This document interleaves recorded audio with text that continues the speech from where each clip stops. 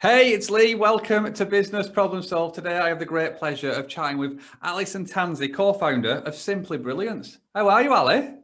Yeah, I'm good, thanks. How are you? Yeah, really good, thank you. And thank you so much for spending the morning with me today. So I guess for those people who don't know who Ali is, who is Ali and how has she got to sit in that seat today?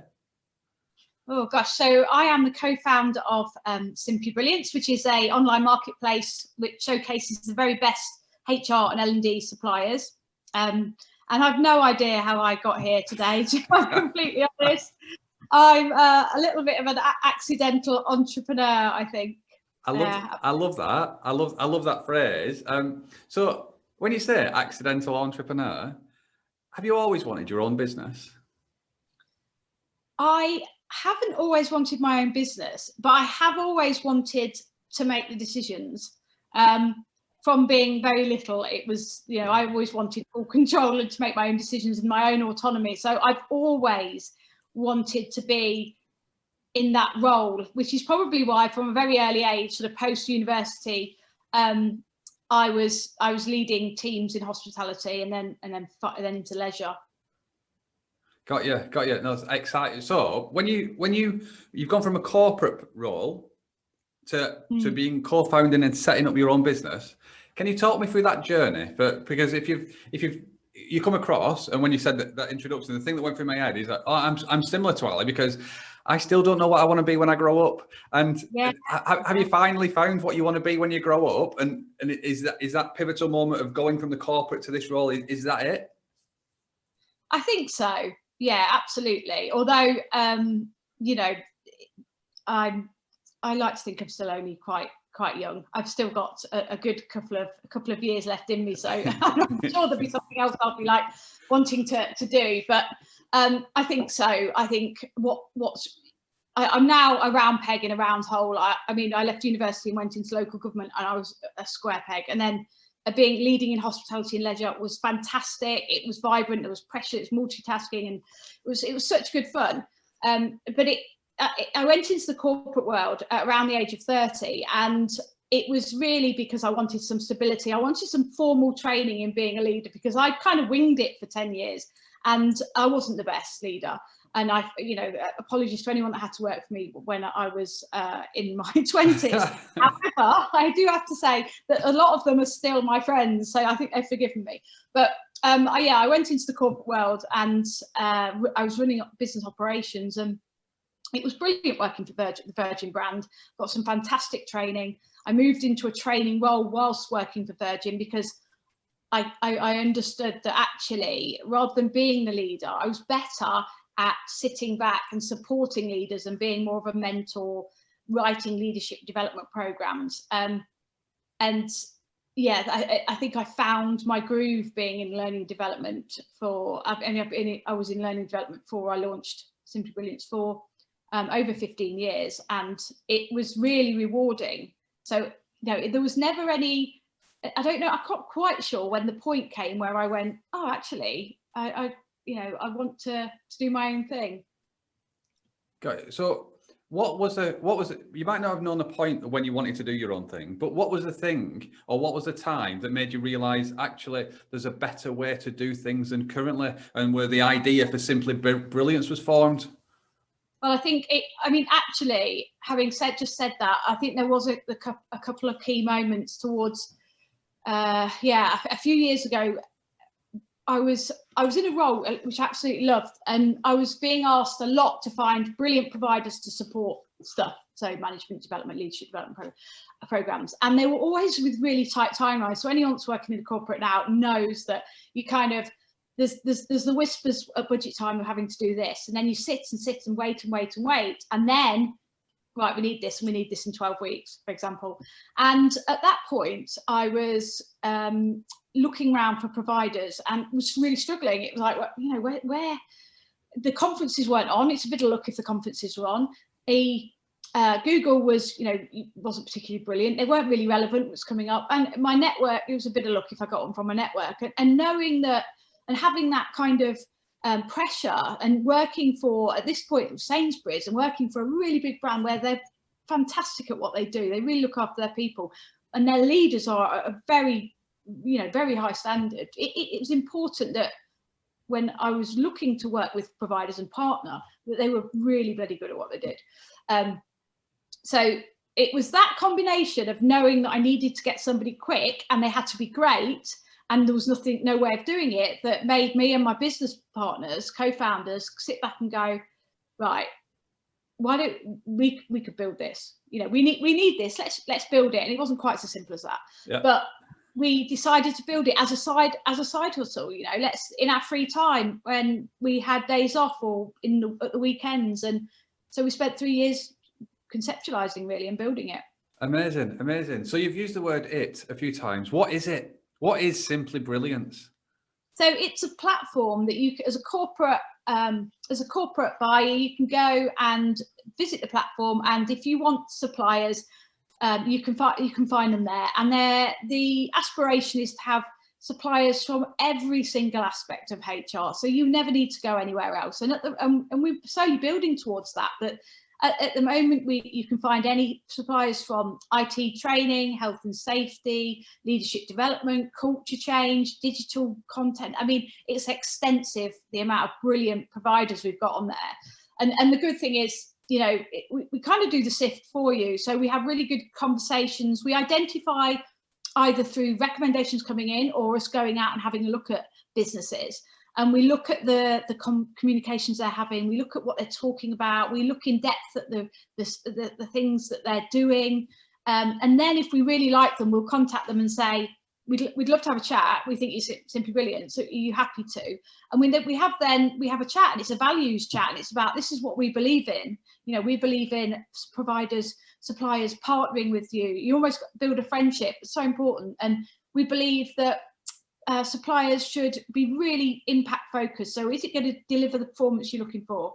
And they really need to be experts in their field. So they really need to know their stuff. And that's not like, they don't need to be sharing loads of white papers, but they just need to get it and understand what works and what doesn't, and be able to flex with the needs of the corporate. And then ultimately, they need to be really honest and transparent. And we created that.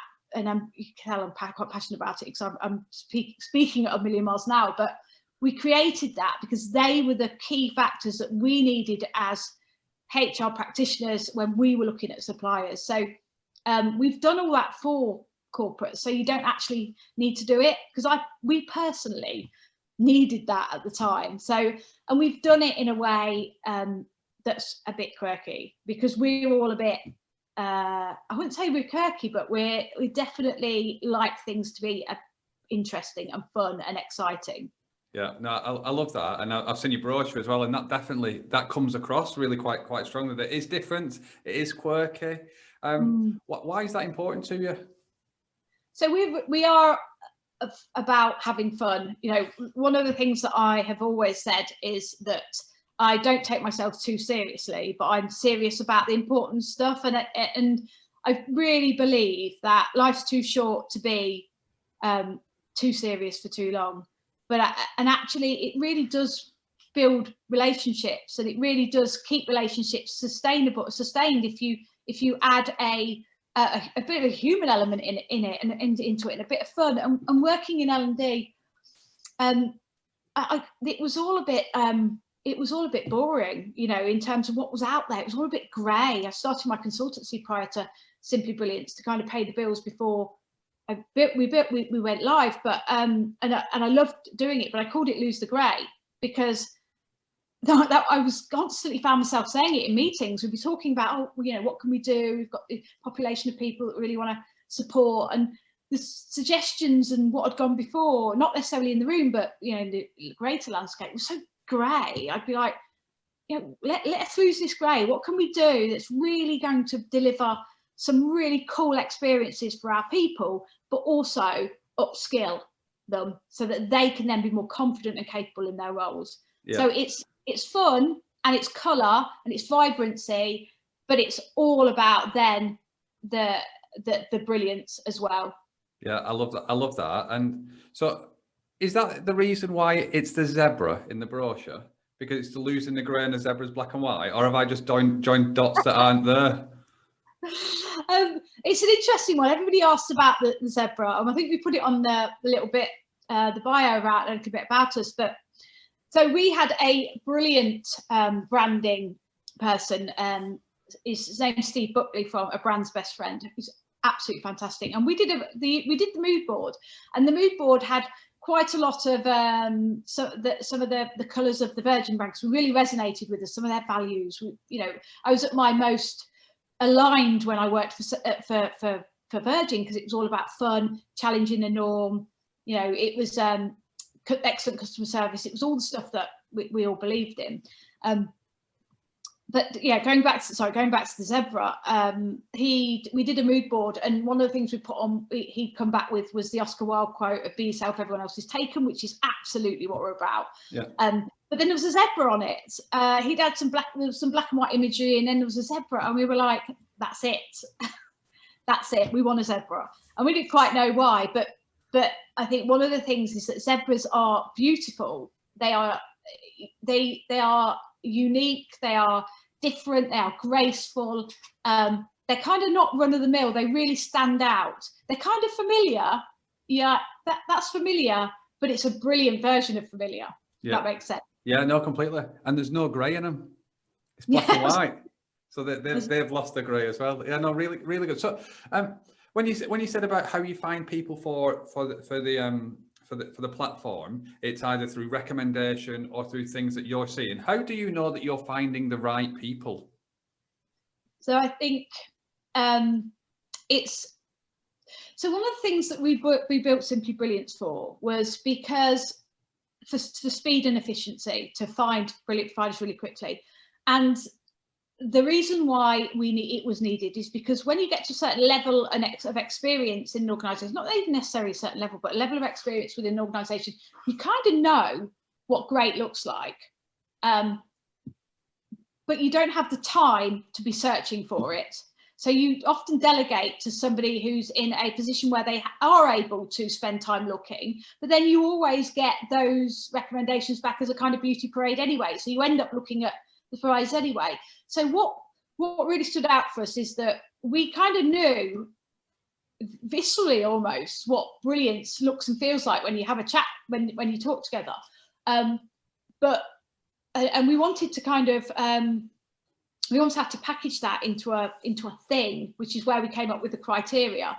And then it is really a values alignment chat. It's like the chat we're having, where we go, what gets you up in the morning? What's important to you? Why did you start the business? So we focus very much on boutique and unique. So it's the companies that you would never normally get to see because they haven't got the ability to spend on the Google ads, because, they're extortionate. They outprice everybody, not just small providers, pretty much everybody. And the conferences, those stands were absolutely unreal in terms of the costs for them, and they were only once a year. And so they were really we focus on the providers that you would get through the networks, where it would be, can you recommend somebody who, and if you're really lucky, somebody you knew had worked with somebody who was brilliant. Yeah. So we talk to those types of businesses who are, and actually, by focusing on those, corporates get so much more choice, because they're seeing all of the companies that normally they would never get any exposure to, which is a really great way of delivering difference in your organisation, because you're getting passionate, expert people who know their stuff, who can flex, who will partner with you, who are absolutely passionate about and committed to the cause, working with you to deliver a difference. And we have definitely got a few bigger consultancies who we absolutely love, personally love them, but they're bold and they're brave and they're challenging and they're humble and they're willing to flex, so they understand the needs of the end customer. Yeah. So you're passionate about this, aren't you? So you've used the word passion a few times, and what is definitely coming across is how passionate you are about this. So I guess one question I want to ask just about Simply Brilliance, and I want to shine the light back on yourself. How are you going to make sure Simply Brilliance stands out?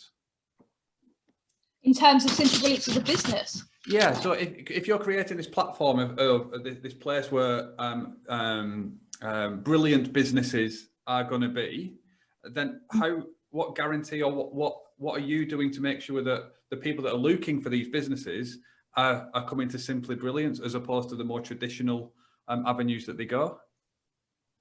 So, I mean, there's the very obvious answer around the marketing. I mean, we invest heavily in our marketing. Everything that comes into our business goes back out really in terms of marketing, and because that's important to us. And we want to make sure that we also do more than just have a platform that you go to. We're creating a community of providers and a community of corporate professionals that and some of the ways we're doing that. So for our platform, there's a free stuff area. If you've not seen it, check it out. It's all of our providers have given us loads of free stuff to give to the corporate auditors. So you can come and visit us and use it. It's free. You don't have to need a provider yet. You don't need a supplier. Come and use the stuff. Develop your people with it. Develop yourself with it.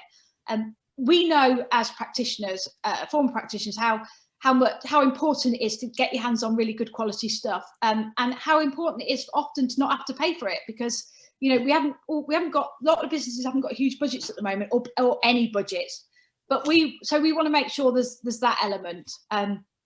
So we want to make sure that we're giving back to people as well. And for our providers, suppliers are often an afterthought. I mean, I had suppliers who'd become friends, and they're often an afterthought, and it's like they're treated as kind of give us your money, have your stand, and then here's your mailing list, whatever that is, and off you go. And actually, we are creating a proper community of providers where they champion each other. There's some things that you get within your membership on your dashboard that allows you to promote your products and services to each other, so you can collaborate on projects and come together on projects, so you can go for big end-to-end projects together. So there's loads of stuff that we're doing in the community space, because we believe that's where people find the most value ultimately. Yeah, that makes sense. It makes perfect sense. I love how you talk about it as well. You can tell that you're fully invested and fully believe in Simply Brilliance, and I think that's amazing to see and to hear the passion coming across. Just about you as a person, if you don't mind, Ali, have you always been this passionate and this invested in the things that you're doing? Yeah, absolutely. I've always I go at things 100% if I love them, and I will annoyingly sell them to everybody as well, like my friends and my family. So if I read a book, so I'm reading a book on psychopaths and murderers and what you can learn from their brains. Fascinating, honestly, absolutely fascinating. And how it talks about how empathy is a lack of empathy is a psychopathic trait. This also anyway, I'm going to digress in a minute, but it's also lacking in empathy is coming through now through our children, and it looks like it's a sliding. You might have to cut this out because I'm just talking. No, you carry. Honestly, you carry on because I'm well intrigued in this. Carry on. It's just fascinating that and the lack of empathy is a trait that's coming through our children in lesser amounts, which is interesting. And there's a correlation between the lack of reading, because when you read, it lights up certain parts of your brain that provide you with empathy and creativity. But when you do it when you use devices, it doesn't light up the same parts of your brain. So using devices over and above reading is changing the way our brains are working. So things like that, I get so ridiculously into them, same as I do with many things, and then I start selling it to everybody, and I'm like, well, you must read this, you must do this, and this is amazing, and I've got some new stuff. And so I'm absolutely enthused about the things I love. Conversely, I'm indifferent about the things I'm not. I don't have anything to do with them. I am like the least interested person you'll ever meet if I'm not interested in it. And I've always been like that, but I really believe if you want to be successful and enjoy your life, and I tell this to my children all the time, like, keep these two things in your head. Do what you love and what you're good at. And I know it's dead simple, and it's not going to, it's not rocket science. It's not going to make me sound like the biggest, most intellectual in the world, but actually if you love it and you're good at it, you do it well, and you'll be committed to it. Yeah, I've got two young uns as well, and we sing a song every morning. It's a song that we've made ourselves, and we've got we've got it written on the wall as well. It's just I'm happy, I'm myself, and I always do my best. And I think those two things that you've got are very similar to those three things there, because it's all about, and all I want for my kids is for them to just be happy doing what they're doing, but just give it their all, give it the best. And I don't think that they'd ever understand or they don't understand yet what being themselves are, because they're still learning about themselves. But I want them just to internalize that and just to stay true to themselves throughout. So I completely resonate with those two lessons there. Your desire to always do 100% and focus on the things that you believe in, has that always been the case throughout your life, or is it as you've kind of fell in love with certain things that it's just naturally happened? What's your journey there, Ali? Well, when I fall in love with something, I go into a state of flow. I really, if I get something, I mean, everybody does that, but it's finding your flow, isn't it? It's finding those things that you love and that you're good at, that you go into flow. So when I look back historically over everything I've done, over a significant amount of time, I do have to say, being a child of the 70s, being born in the start of the 80s, I have a narrow kind of focus in the things that I like. I've absolutely loved sports, and I've gone 100% at sports and worked really hard and thrown myself into it. And then I've gone into hospitality, and I've absolutely loved the customer service element of it. I've loved hospitality, I've embraced it, and I've gone 100%. I've done really well at it. And so everything that I've focused on, I've really done well at it. But obviously I've done well. I've made my mistakes along the line. And the interesting thing as I've got older is those mistakes that I used to kick myself for, and really hate myself for, and think, why on earth? But now it really is. If I hadn't made those, I wouldn't be the mentor that I am. I'm a coach as well. I wouldn't be able to be empathetic. I wouldn't be able to support people. If I'd have had a vanilla life, and my life was not vanilla, I wouldn't be the person I am today, who's quite resilient. So, running your own business, as you probably know yourself, it's tough. It's tough and brilliant in equal measures. Yeah, completely. When you talk about resilience, and in fact, actually, 2 questions. First question, do you need the focus first or the love first? Which came first for you? Because did you love it and then focus on it, or did you focus on it and then love it? Love it, always. Yeah. I mean, focus is difficult. Focus is a tough one, but you can do it if you love something, can't you? Yeah, no, you can. And there's a lot of people that'll be listening to us talking now that might not be loving what they're doing. And the whole reason why I wanted to do the Confident Female Leaders mini series within the podcast is because I think I said just before I hit record that 70% of attendees on my courses are female, and a lot of them, and a lot of people, well, the population of people that come to the courses don't necessarily love everything that they're doing. What would you say to those people that aren't loving or they're in a position where they're not loving what they're doing now? I think it's really important to identify what you do love. And it might be that you have a coaching conversation. It might be that you chat to a friend. It depends on what your circumstances are. But it's about identifying what does get you up in the morning. What do you really enjoy, and how can you do that? And it might be that you just need a conversation with you in the role that you're doing at the moment, where you can go, I want to do more of this. But it might be that actually you need to do something else. But we're at work for so many hours of a day that, obviously there's a percentage of stuff you have to do that you don't do. I mean, I have to do my admin and all that kind of stuff. I'm terrible at it, but I just push through. Then I look forward to the stuff that I love doing. Yeah. But actually, you can't be doing stuff that does not set your soul on fire all of the time.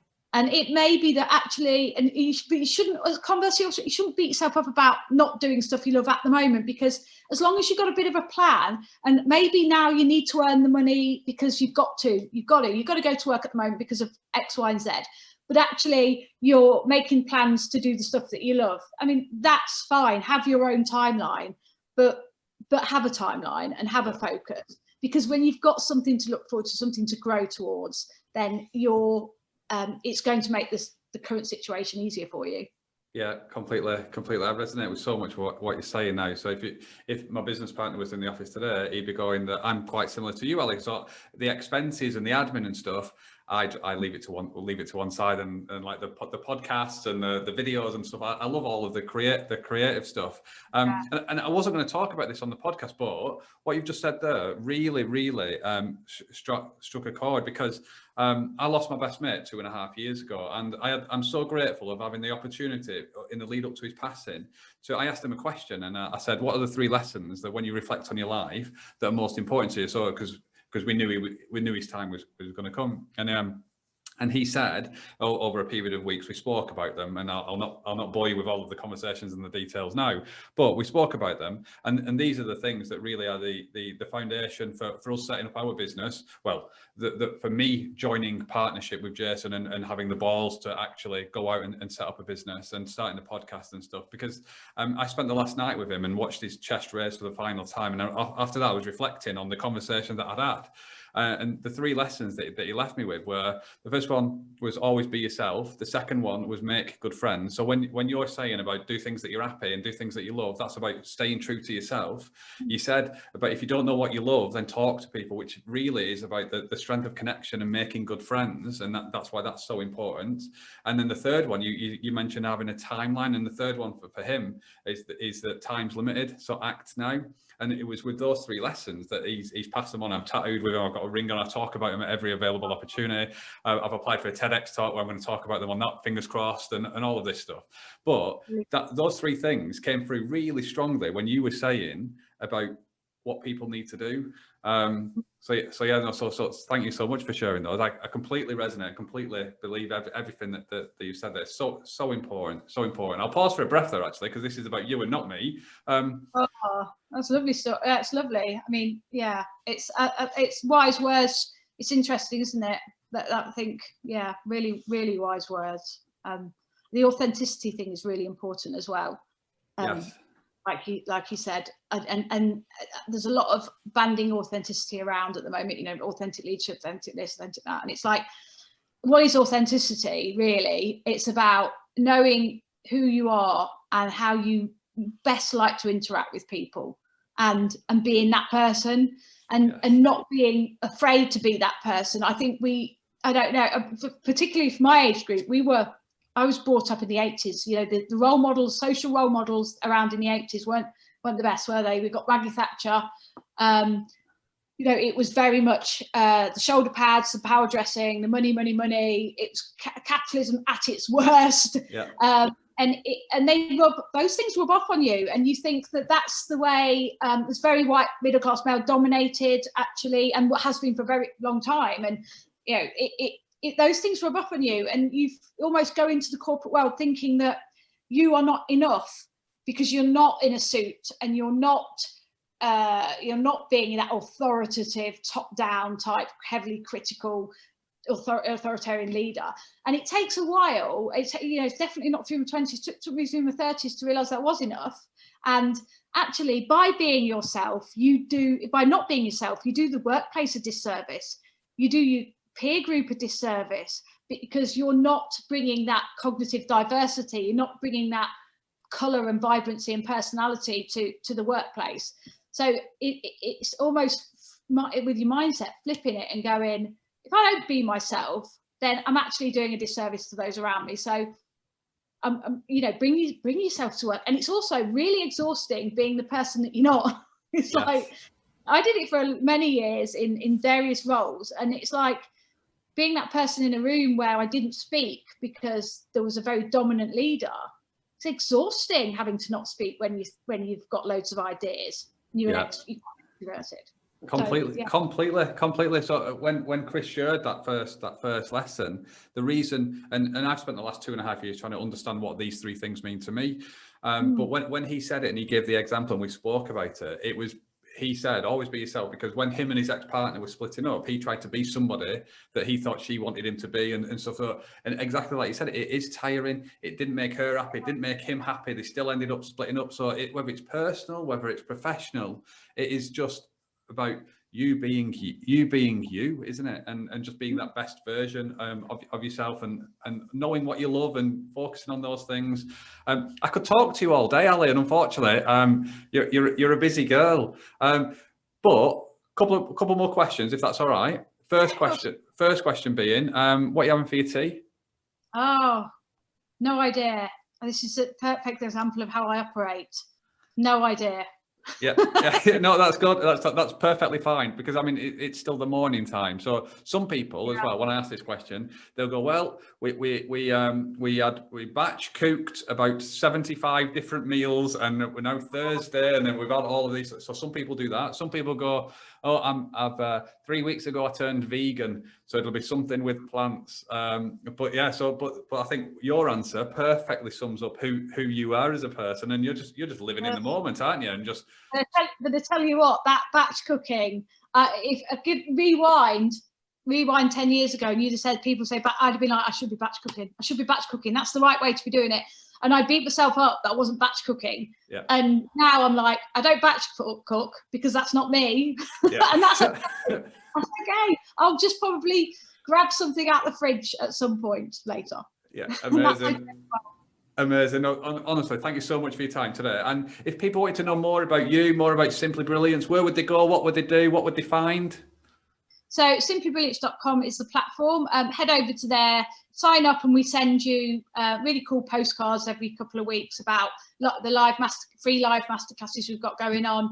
Lots of info on the providers, lots of free stuff. So head over to there. We promise we won't spam you and send you loads of rubbish. And then you can go on the LinkedIn profile as well and follow us on LinkedIn, and you'll see all of our crazy gifts and announcements and fun stuff that we've got going on. And if you do want to contact me direct, then you can go to our homepage and put time in my diary through Simply Ask, or you can just email me at ali@simplybrilliance.com.